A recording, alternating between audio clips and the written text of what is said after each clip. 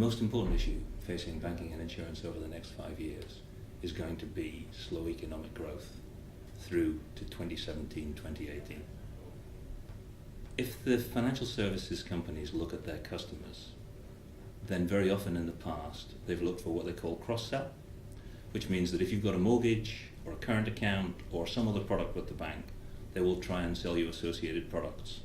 One of the worst of those historically was PPI, personal protection insurance, for people taking out loans, where the banks were making money but paying out very little on default on loans.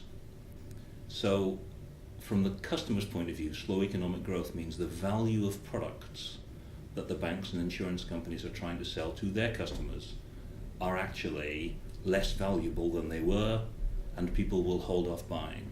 So we would say the cross-sell model is broken from that point of view. And many of the original plans the banks put together, even in 2008, were based on cross-selling products to customers. There are two other areas that are important through slow economic growth, both relate to regulation. One is that there are capital requirements of the banks in terms of what they call capital adequacy, covered by the regulations that are Basel III and Solvency II for insurance. And the third area is what they call resolution and recovery, which is what the living wills and ring fencing around banks is about. So that's where they look, should those businesses go out of business as legal entities, to resolve those issues and recover on behalf of the clients or customers the banking position or the insurance position.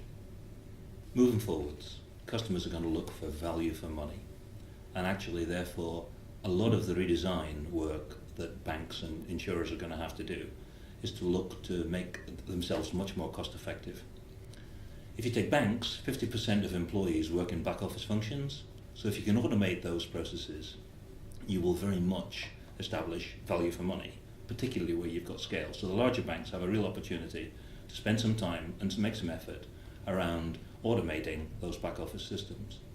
The second area that's important for customers are the products, again, not just in value for money, but appropriate to their needs.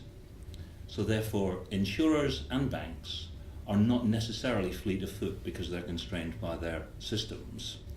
So if you take somebody increasingly in buying a car and taking a warranty for 5 years, insurance companies will tend to offer a low introductory price for the first year and then only sell 1 year's insurance and hike the price in year 2 or year 3.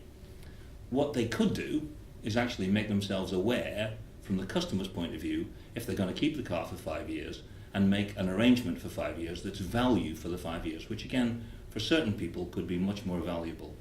They're constrained by the systems, so they need to redevelop those applications to address themselves to their customers, as opposed to purely their pure internal needs.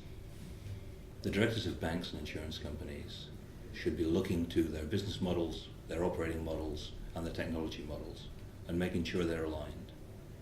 They need to make sure that they're occupying their time between the businesses and technology.